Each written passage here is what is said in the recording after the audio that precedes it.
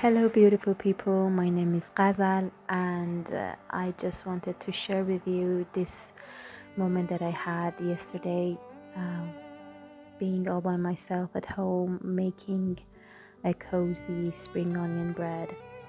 Well, lately I've been watching all these videos of people filming their daily life at home and just basking in the reality of relaxing and having some me time.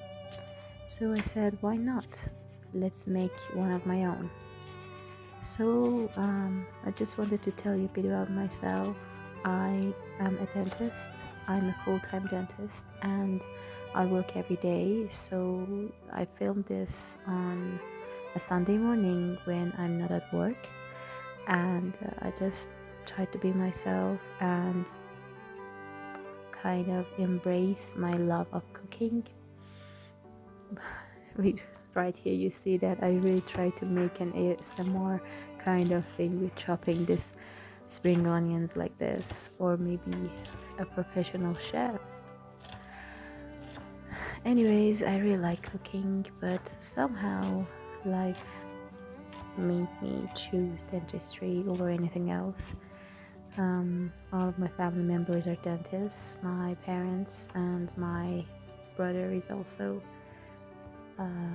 studying to be a dentist.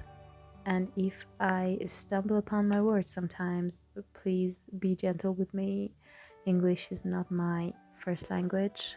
I'm actually from Iran, and I don't know if you have heard about all these protests and things that are going on in my country right now. So I'm just trying to be calm and relaxed and have some time for myself. And this technique that I'm doing with my finger is kind of what my grandmother told me, and right now I just burnt my hands because of the melted butter. So this bread is pretty basic. You just need a little bit of flour, some butter, and pretty basic stuff that anybody have in their pantries right now. So I will list the ingredients in the caption.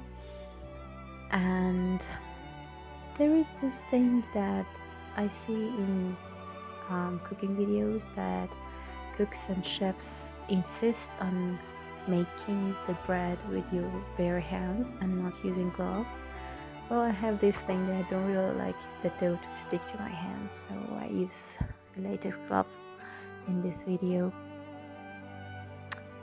Now at this moment I thought that, oh my god, the spring onions are just too much for this recipe, but eventually I worked them into the dough and they turned out pretty alright. And now is the time to let the dough rest for half an hour so that it can puff up. Although mine did not really puff up the way that I wanted to, because I think the yeast was kind of broken. Okay, it's not now time to roll this dough and put it in the oven. Of course, use some parchment paper so that everything becomes easier. Life is easier when you use these hacks.